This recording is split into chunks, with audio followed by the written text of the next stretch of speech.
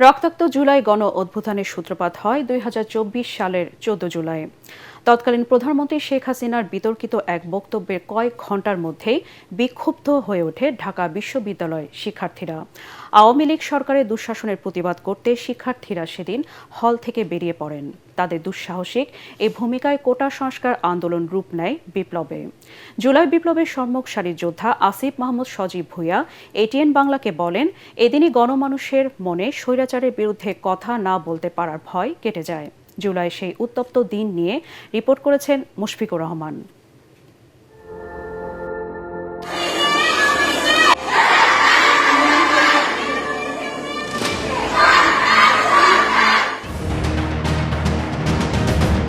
প্রকৃতির নিয়ম মেনেই সেদিন সূর্যাস্ত হয়, কিন্তু এর সঙ্গে সঙ্গে যেন আওয়ামী লীগের দীর্ঘ শাসনাবসানের প্রতিধ্বনি শোনা যায় ঢাকা বিশ্ববিদ্যালয়ের হলপাড়ায়।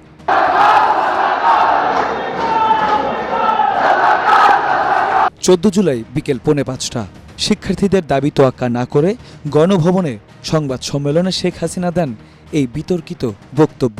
মুক্তিযোদ্ধার সন্তান নাতিপুতিরা কেউ মেধাবী না, যত রাজাকারের বাচ্চারা নাতিপুতি হলো মেধাবী, তাই না?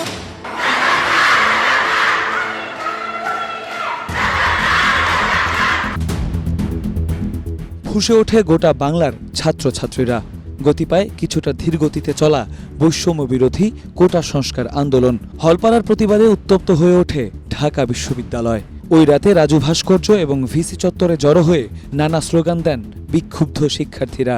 ওই দিন থেকেই আস্তে আস্তে একটা সরকার বিরোধী সেন্টিমেন্ট গ্রো করা শুরু করে। সেদিন আমাদের আলটিমেটাম চলা অবস্থাতেই শেখ হাসিনা একটা মন্তব্য করলেন এবং তিনি আন্দোলনকারীদের রাজাকারের নাতিপুতিদের সাথে তুলনা করলেন।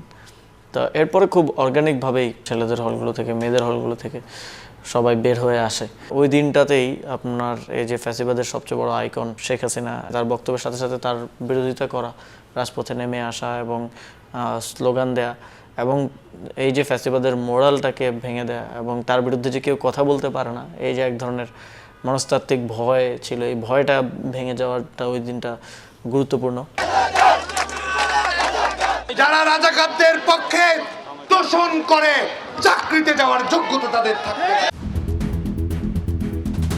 ছাত্রলীগের হুমকি তোয়াক্কা না করেই কুয়েত মৈত্রী হল, ফজিলাতুন্নেসা হল, বেগম রোকেয়া হল এবং শামসুন্নাহার হলের ছাত্রীরা যোগ দিলে আন্দোলনে নতুন মাত্রা যোগ হয়। আমাদের ইয়ে ছিল যে হল থেকে স্টুডেন্টদেরকে বের করে আনবো। তো আমরা গিয়ে দেখি যে ছাত্রলীগের নেতারা হলের গেটের সামনে দাঁড়িয়ে আছে এবং স্টুডেন্টরা গেটের ভিতরে আছে। তারা বের হওয়ার অপেক্ষা করতেছে, বাট মাঝখানে ছাত্রলীগের নেতারা দাঁড়িয়ে আছে। এক পর্যায়ে আমার উপর হামলা করে, আমাকে আহত করে, যে এখনো দাগ আছে কিছু। রাত প্রায় ১:৩০-২টা পর্যন্ত রাজু ভাস্কর্যের পাদদেশে ছাত্রছাত্রীরা অবস্থান নেয় এবং স্লোগান দেয়।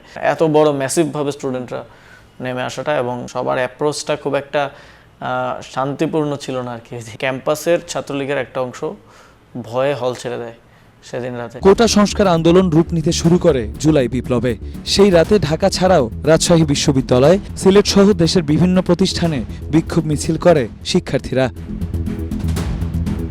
ঢাকা বিশ্ববিদ্যালয় থেকে আন্দোলন ছড়িয়ে পড়ে গণমানুষের মাঝে। শেখ হাসিনা সরকারের একের পর এক ভুল সিদ্ধান্তে পতনের ক্ষণ গণনা শুরু হয় আওয়ামী লীগের। মুশফিকুর রহমান, এটিএন বাংলা, ঢাকা।